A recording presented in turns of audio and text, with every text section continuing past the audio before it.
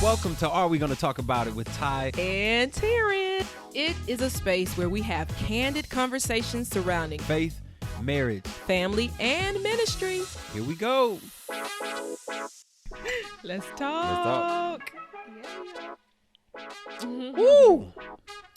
What's up, everyone? Welcome to Are We Gonna Are we going ongoing? to talk I'm trying to be about it? proper with it. Like, the name is the name for a reason. You know, shout out to the country swang talkers. Represent. I wasn't going to say nothing, but it is what it is. It is what it is. There we go. It is. But what welcome it is. to Are We Gonna Talk About It with Ty and Taryn. That was weird. That was Don't cute. do that again. and the crazy part is I just jumped right in too. Yeah. And even like I didn't realize what you said until as it was coming out. I was like, wait a minute, but I'm not Taryn. And I was like, well, I'm here now, so let me go ahead and say it. I was like, let me go ahead. Might as well. You know, we are one. We are one. I'm sorry. I don't Okay. know that song. Yeah. I'm really trying to help Ty work on like his throwback songs. And yeah. what I come to realize is that he does not know a lot of like, I'm talking like 80s songs. Oh, Shelter. No, you weren't. I know. But it's just, yeah. If we were battling like a song contest, like 80s and 90s, I would say, I think I would win. It depends. You think so? It depends. I know I would win. It It depends on if it's church music. Don't you do that. It depends if it was Gospel. R&B or hip hop. Oh, I would I win feel both. like I might get you an R&B. Nah, nope. Absolutely. We're going to have to do that one episode. Sips tea. Yeah, we will need to do that for an episode. No, we don't have to. It's cool. So how are you doing, honey? I'm tired. You tired? Yeah. I'm tired, man. It's been this week has been I don't want to say exhausting, but like physically my body has been tired. But it's weird because I'm not mentally drained, or it's not even that I've done so much physically that my body is worn out. I just feel like I'm probably just not taking my own advice this week. We need to go play back that episode on rest, right? Absolutely. No, absolutely. Because even my day of rest ended up becoming busy. But I think for this week, it is like, I know you're saying you're not like mentally exhausted or drained like that, but it was a lot of mental work. Yeah, I feel that. Yeah, not to the point of maybe drained. Yeah, but definitely. That's what my mind I has believe been on a lot of things this week. Right, and so of course, you know, mentally, even though you may not be doing anything physically, like mentally exhaustion and getting tired from just doing a lot of mental work and thinking. Yeah. So let me ask you this: when you have those type of weeks or those type of days, what are some of your simple pleasures that you enjoy that kind of just take your mind off of everything, or just like, man, I'm in my happy place? Yeah. But I'm not talking about vacation, because you can't get that. Can't go. Yeah. You know what I mean? I'm not talking about, going out and the whole shopping spree. But or those maybe, moments. Yeah, or maybe not even the mani and the petty, but in those moments, what's kind That of the simple moment. things like, man, this takes me to my happy place in the moment. I pull away. I say, okay. What does that look like for you? So for me, it is shutting down.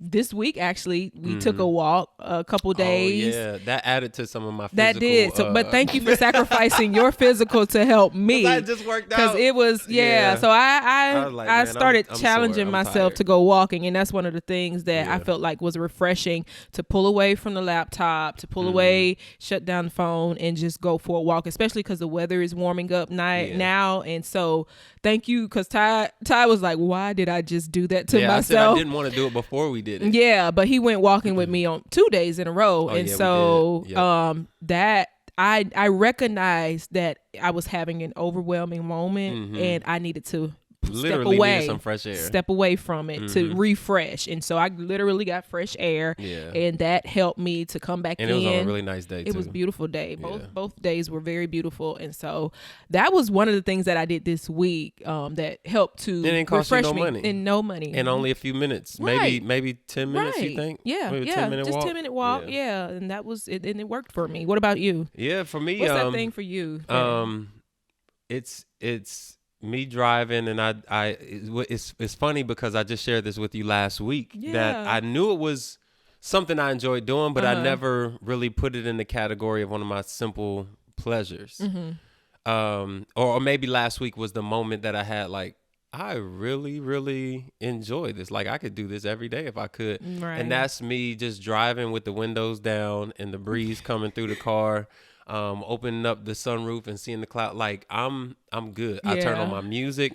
I zone out. Sometimes I cut the music off completely and I just listen to the sound of the air coming through. I'm perfectly good. I mean, I don't even like, I've told you, I don't like long trips. But if it's me in the car by myself, I got the windows down on a nice day and I'm cruising, like I can drive. So would you be like, are you that type of person? Like if we weren't in the car with you and you're driving on the highway, do you drive with the windows down? Absolutely. Really? Absolutely. It doesn't work for me. Now if it's super hot outside, then no. No, but if the weather's nice and the wind, if it's spring, if it's fall weather, so the noise of the driving, it doesn't bother you? I love it. It bothers me. Boy. Oh wow! I love the sound. Yeah. Like I mean, it's. It just sounds like a whole even bunch driving, of wind blowing in driving your ear. through the city. Like some. Yeah, no, I know driving through the city is different than driving on the highway. Is what I'm saying. Yeah. But I'm saying the noise of it. Yeah. So like if I'm driving through the city, like I don't have to be on a road where there's absolutely nothing. It doesn't have to be super scenic. Either. But I mean, just being in the car, just driving, and just that relaxation of the wind and the nice weather. I'm good. It's simple. It don't cost me nothing except gas. So if you take something from this today, get outside when the weather is nice. Go outside, just get some fresh air, right? And discover some of your simple pleasures. Pleasures. I know. Like, of course, y'all know one of my simple pleasures is just making me a cup of coffee. We don't have time for the haters. But I'm not hating. I told you find one that I like and I'll drink it. That's not happening. I don't think that's going to happen. It's probably not. Let's go ahead and dive into this episode for today, y'all. Let's talk. We got a goodie. Some stuff to talk about today. We have a goodie, and we have some real stuff that we got to talk about. Yeah, absolutely. And this is part of our transparency, as well. I think this week has been one of those weeks for me. Part of, what I was saying about some of the physical and even some of the mental is just kind of, being in a space where you feel like, God, I believe some things should be going better than what they are. You know what I'm saying? Right. And not just that, but I believe that you've made me some promises. I believe that I've had dreams. I believe I've had visions. I believe that God has shown us a bunch of things that we will have. I'm talking about all the areas. I'm talking about faith. I'm talking about marriage. I'm talking about ministry and Oh. I'm about to say, help me out. Throw me a lob. I didn't know you were going down the list. Yes, throw Faith, me a lob here. Family, marriage and ministry. Right. Faith, marriage, family, ministry. Yes. All four of those categories is like and hear me out. It's not that I am not thankful or I'm not grateful with what God has done, because He has done a lot. Like God has been good to us. Testify. Hands down, God has been good to us. There's no question about it. And I tell everybody I meet, I have no complaints whatsoever. But you still have these moments, which I'm sure a lot of people can identify with, where you feel like, but there's more. But there's more. And I don't feel like what I'm currently experiencing is the more that I'm expecting. Oh, that was good. And I ain't planning on saying it like that. That is so good. I don't feel like the more that I'm currently experiencing is the more that I'm expecting. And so like trying to be grateful where I am, but knowing like, but this ain't it, but there's so much more. And we're not there yet. So it's like, what do I do in this? What you said was space in between. Space in between. And I think that is like the make or break. Season when you're in that in between from what God has spoken and you actually seeing the fulfillment of what He has spoken. And so it's just like, how do we handle it? Like, what do we do? What are even the frustrations? Because I feel like it would be good to kind of share, like some of those frustrations that we experience, like real. Because maybe you don't know that's what you're experiencing, right? Exactly. And we sometimes can smear over that part of it, and instead of leaning into it, and really saying, okay, what is this about? So for me, just. So, a little bit of transparency. A bunch of phone calls I was making this week and trying to make progress on a lot of things, whether it be an application, whether it be a building, whether it be trying to, contact somebody, whether it be trying to get help or consultation or whatever, just a bunch of things kind of back to back where I'm just like trying to make progress. And then you get back an email with a no. Yeah. Then you get back a text message with a, we can't do this right now. Yeah. When you get back a response that's like, oh yeah, they turned it down. Yeah. And so it's like, like, okay, I ain't no quitter. I ain't about to shrink back. I'm a fighter. Like I know I'm not about to quit. Like that's not even an option. But the feeling is still real. It's just like, real feeling, right? Bruh, like what's up?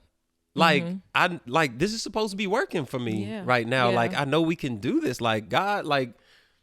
What you doing? Because I know you've called us to do this. I know you've called us for. I mean, and even again, let's be transparent. Even if we're talking about ministry, I know that we're called to what we're doing. Yes, I have no question. I have no doubt about that. But then when you encounter moments that look adverse to what you believe, or you have moments where what you see doesn't quite line up with what God showed you, or what you're expecting, then it's like you have a little moments. You have moments where it's just like, excuse me, what the heck is going on? yeah. You know what I'm saying? God, what's up?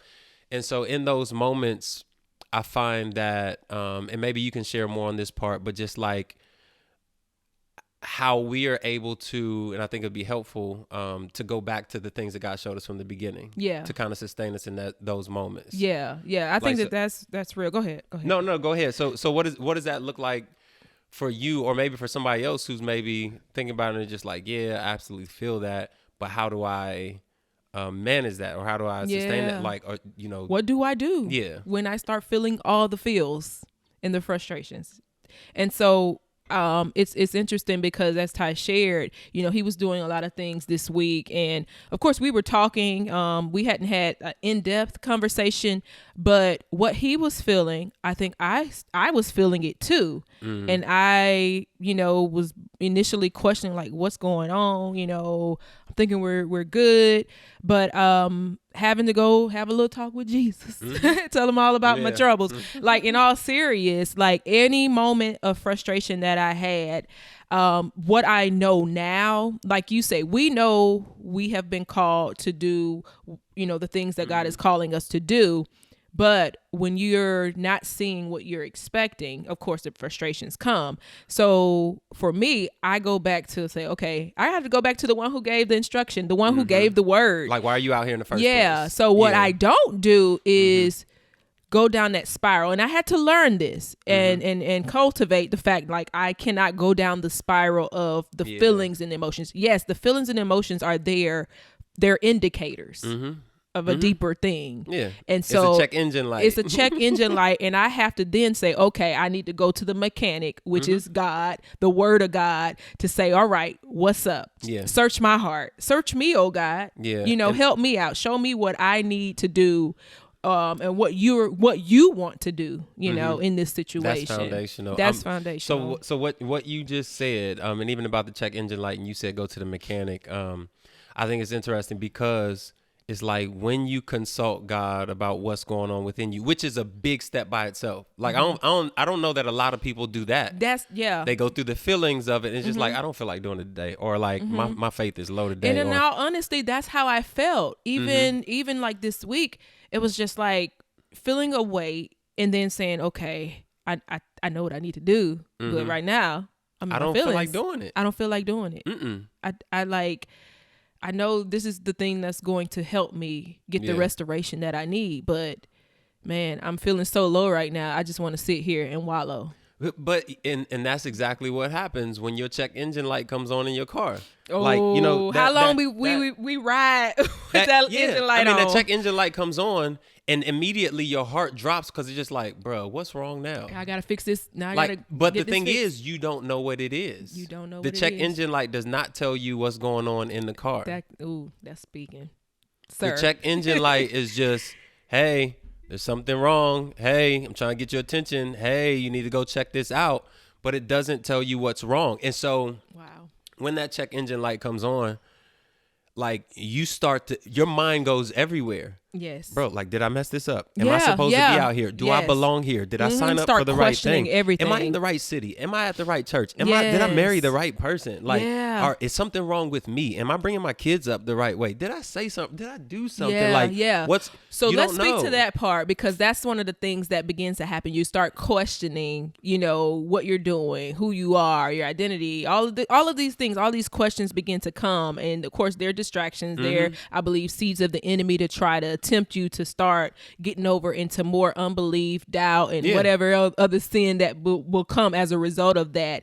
But then there's also, after you start magnifying yourself and putting a magnifying glass on yourself, then you might start looking, social media, you start looking at other people, and then that comparison can creep in as well. So that's the thing too. So that check engine light comes on.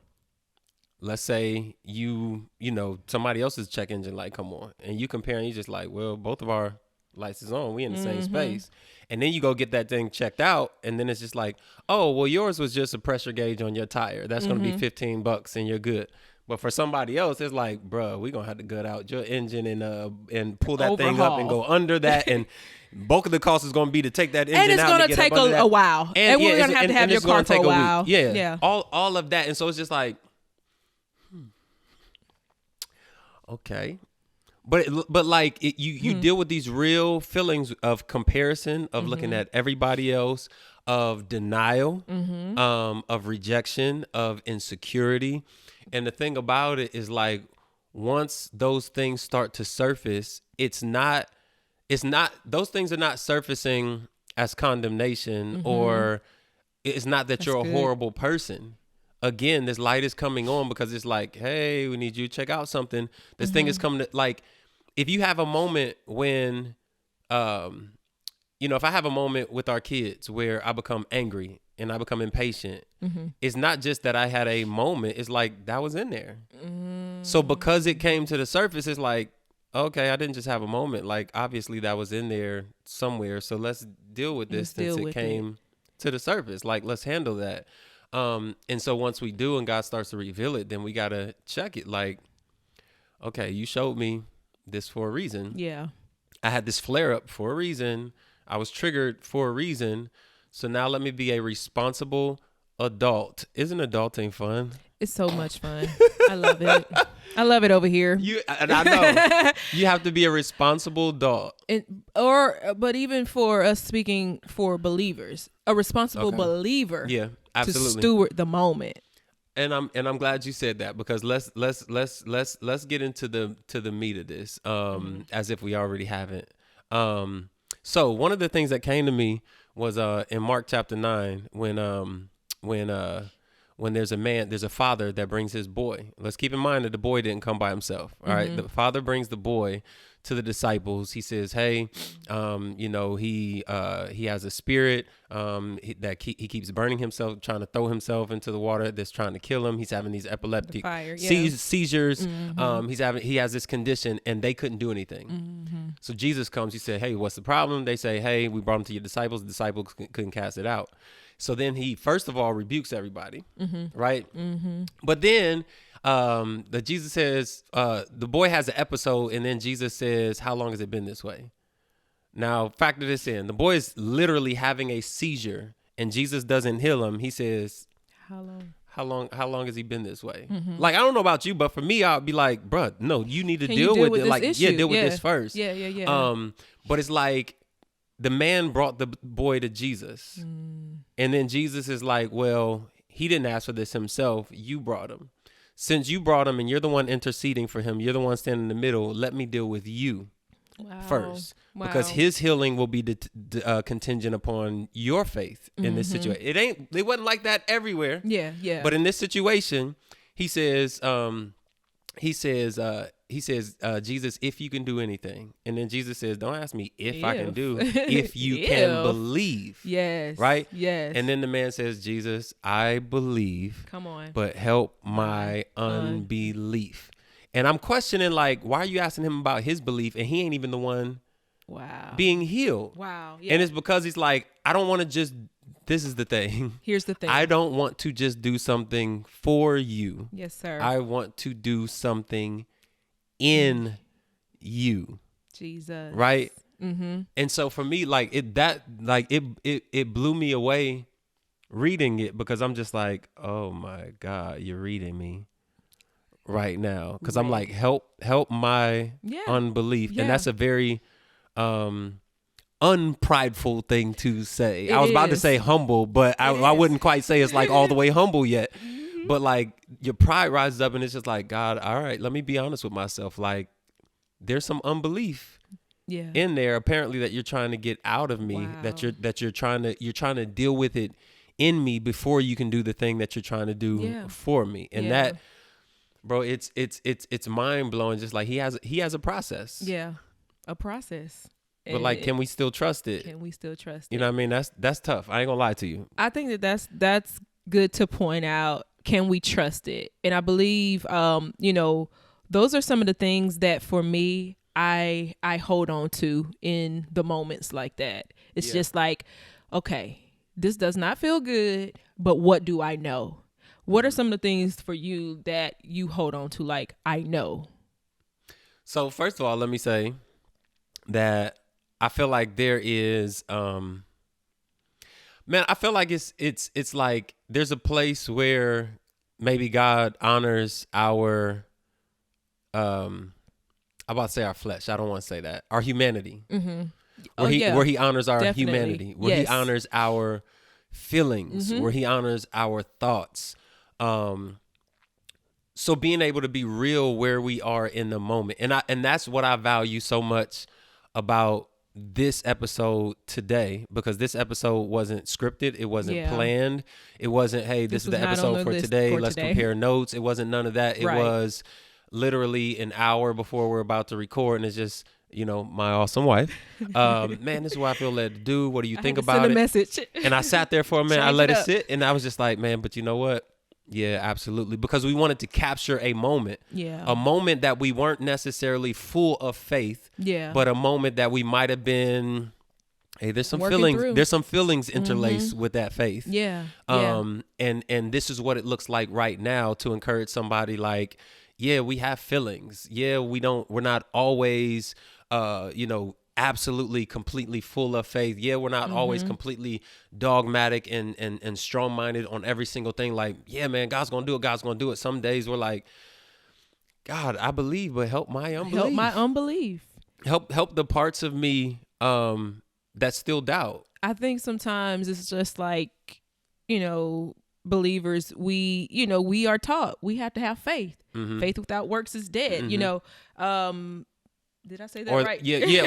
Or that doubt and faith can't coexist, or unbelief and faith can't coexist. And so it's just like, okay, I want to be so full of faith that we smear over those indicators to say you may have some unbelief there, or we're like, nope, I'm so convinced that I got so much faith that we miss these moments that God could be trying to teach us to say, let me help you because I see you struggling here in this particular area of faith. Yeah. And I think we get hung up where we think it's just always like, once we get this faith, that's my faith. And I'm not going to come back down to unbelief. I don't have nothing to do with unbelief because I'm so full of faith. But it's just like, no, be real. There will be moments in life where we don't we're not full of faith. But that is an opportunity, I believe, for God to then come in and continue to transform us, to go from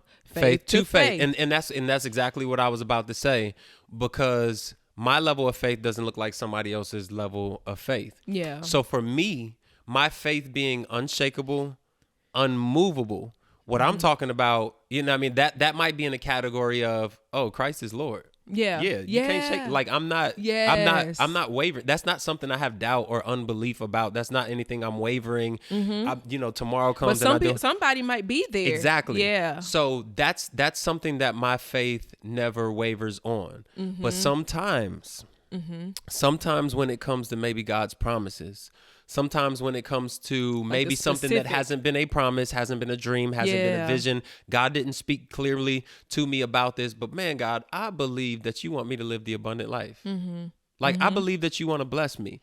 And some days my faith wavers because I'm thinking like, God, but do you? Because today I feel like, bro, like we got some bills that popped up that wasn't in the budget. Like, God, what's up? Like, we want to be a blessing to our kids and take them on vacation. But, we had this come up. God, we trying to be debt free. Yeah. But this come and your faith might waver in that because it's just like, why is our budget going backwards? Yeah. Talk about like this number was going down. Like, why is it going up again? Like those type of, or if you laid off from your job, it's just like, God, but this don't make sense. And you start to develop unbelief in that area because it's just like, this don't match up. Right. So the question you ask is like, what do you do or what do you stand on? Yeah. What do you know in those moments? For me, I literally have to go back to, and you said this a little bit earlier, like, is this something that God told me to do?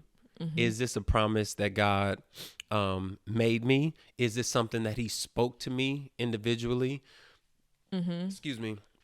So even when it comes to us pastoring in the ministry, I don't have any doubts that he's called us, but we have these moments and we have these days. But when we do, I have notes that we wrote down years before we even moved, years before we opened up the door, years before we even start talking about it, thinking about it, and considering it seriously.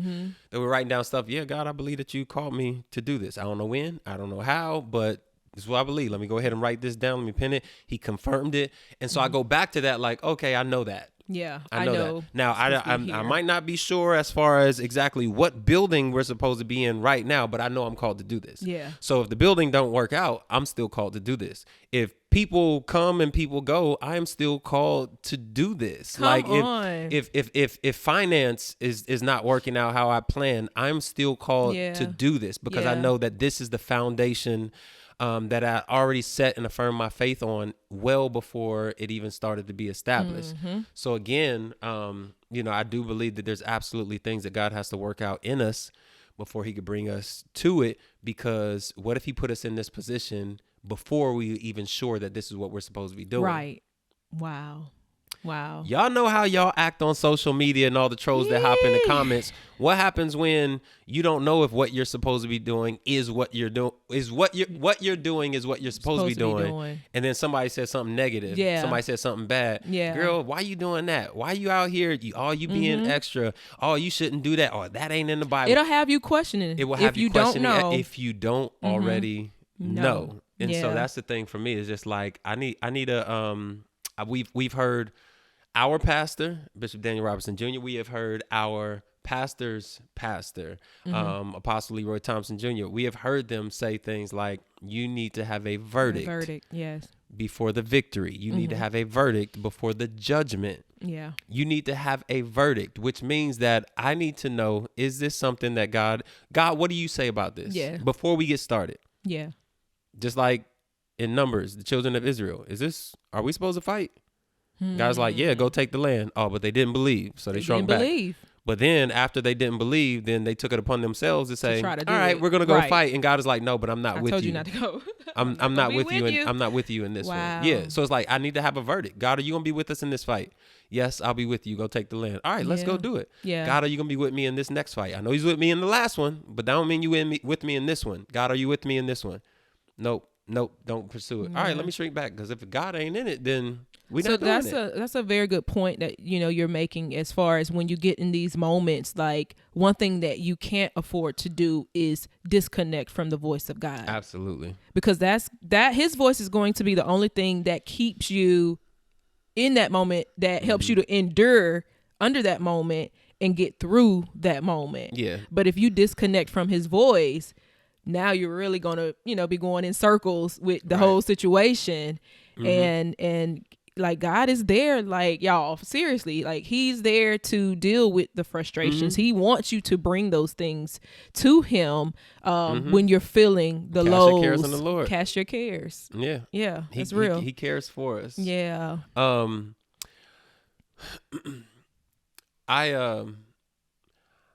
So in Numbers, I feel like they were very into their feelings when God told them to go possess the promise. Yeah. Like, that's an understatement. Like, literally to the point where the people were ready to stone Joshua and Caleb. They were gone. Like, y'all gonna stone us for believing the promise that God made us, like all of us. God wants to bless all of us, not just us. God wants to bless all, and y'all want to stone us for believing that. Like, they were in their feelings. Moses, why have you brought us all the way out here for us to die? Which is how some people feel towards God. God, you don't bless me with this job. Now you allow me to get laid off. God, you don't bless me with this family, and this hurts. But now you've taken away my children. Like, God, you bless me with this spouse, and then you cause us to divorce. God, you've brought me into this city, and now I can't afford to stay here. God, you brought me to this church, and now these people have hurt me. You know what I'm saying? Like, Moses, why have you brought us here to die? Like, I could have just stayed where I was. Those are if you those was questions. That's what people are experiencing. Yeah. Like, real feelings. Yeah. Why have you brought us? And I couldn't even knock what they were saying, even in the Bible to Moses, because I'm just like, bro, I probably feel the same. I'll probably have some questions too. You don't let us all the way out here. I know we were slaves back then, but at least we had food. At least we had hot food. At least we had shelter. We had a house. We knew what we were doing every day. We out here just trusting you, taking your word for it, right? They were really into their feelings. But then when given a moment to go possess the promise, I believe they got even more into their feelings, because they're like, not only are we outside of our comfort zones, but now you want us to go fight against some giants. Like, God, I'm already unstable, but now you want me to do another hard thing. Now you want me to do another big thing. I'm already uncomfortable. Now you want me to become even more uncomfortable. Like, that's a hard thing. Woo. And so if you kind of fast forward through that, what ends up happening is none of that generation ends up going into the promised land. In Joshua chapter 1, it starts with Moses, my servant, is dead. Moses was an awesome, he was an amazing leader. It says that he was the most humble man to ever walk the earth. That's what the word of God says. It says that nobody was like Moses even till this day, because he was the only man that God spoke face to face. Right? Moses was incredible. But God allowed an entire generation to die off in the wilderness. And in Joshua chapter 1, he says, Moses, my servant, is dead, because it goes back to everything that we've been talking about, is because God was trying to get something out of them before he could do it for them. There was unbelief. There was complaining. Right? People wanted to go back. No, we didn't. People wanted to go back to familiar. Right? They did not want to expand or allow their faith to be stretched in order to receive what God had for them. And I'm not going to lie to you. That's not an easy thing, because when God makes you a promise, it's like, all right, God, I believe you can do it. I'm excited about it. Yeah, let's work. Let's go. Let's get it. And it's like, but in order for you to be ready for the promise, I have to prepare you. I got to prune you. I got to cut you. Because if I give it to you prematurely, then you won't stay there. You won't stay there. And you definitely won't give me credit for it. Yeah, that's the part. Yeah. You won't be able to operate it. Like, you won't know what to do there. You'll get there and start depending on yourself. And then you'll, again, want to go back to Egypt. You'll want to go back to slavery. Or somebody will say the wrong thing. A giant will stand up in this new land, and you'll back down instead of fighting. You need to pull up that record. You know what I mean? Pull out that sheet and say, all right, this is what God did. This is what he's been doing. All right, well, now you can sustain me in the promise as well. And I feel like that's one of the hardest parts, is just like, God, you made me a promise, but until we get there, like, man, this hurts for you to show me all of this stuff. It's ghetto out here. But I will rejoice. The in-between is ghetto, but I will rejoice. I will choose to rejoice in the Lord. I ain't got nowhere else to go. No. Where we going? Absolutely. We gonna keep on keeping on. I mean, like, right? he is absolutely, he is our sustainer. He is our provider. He is our deliverer. He is our keeper. He is our protector. You know what I'm saying? Yes. And when you find somebody who is all of these things to you, you don't let them go. Right? I'm talking about God, and I know everybody doesn't have that relationship where they maybe can say all of those things that they believe and they trust him in all of those ways. But even naturally, if you think like if you get married or if you're dating or even if it's a friend or your parent, somebody close to you that you find like, man, this person's ride or die. Like this person, like they down for me. They would do anything for me. You don't let go of them. You just like, nah, y'all can say what y'all want. Y'all can do what y'all want. This person gonna stay right here. The rest of y'all can get out, but this person gonna stay right here. Yes. That's how I feel about God. I'm like, he's that for us. Wow. That is so good. Yeah, I got a whole lot more I can say. I know. We don't have time. We might have to do a part 2 or something of this. I can say on that. I know you got a whole lot you can say on that too.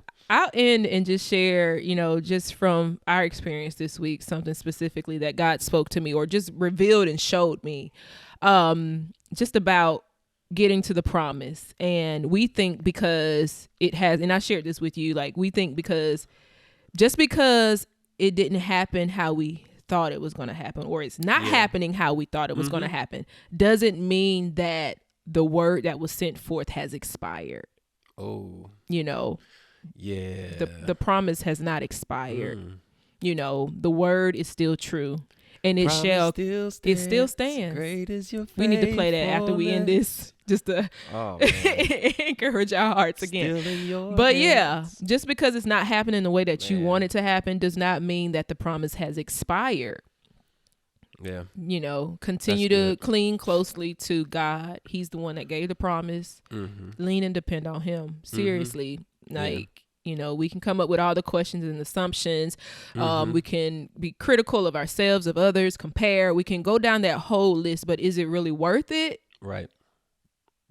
You're wasting energy and just you're exhausting yourself to really entertain all of that. I'm not saying that you need to pull away from the feelings, but where are you going to put your efforts?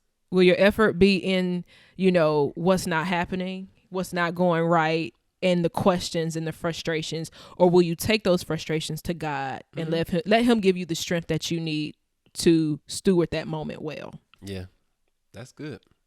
And I think on that note, unless you got something else. No, I always got something else. I got you always ready. A lot, but I don't want to get started because that could be a whole nother 15 minutes. Another 15 minutes. I'll let you finish on that part, that the promise has not expired.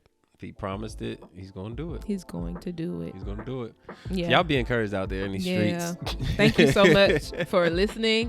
We ask, if this definitely has blessed you, please share it with someone. I know we all got people who are, going after the promises of God, going after the things that God has spoken. And so I think it would be good, if you can share this with somebody that and just encourage them while you're also being encouraged. And definitely, if you're watching on YouTube, please comment and just let us know, if this episode has ministered to you and encouraged you in any way. If you're listening on any of the podcast platforms, please make sure that you rate and subscribe. It helps to support this channel, and so we can continue to put out this very encouraging content. Absolutely. I can say that confidently. Yes, definitely. So thank you. Subscribe and hit that bell so you get notifications every single time a new video comes out, so you don't miss anything. Yeah. We love y'all. We love you all. We'll see you all in the next episode. Are we going to talk about it? Are we going to talk about it? Bye.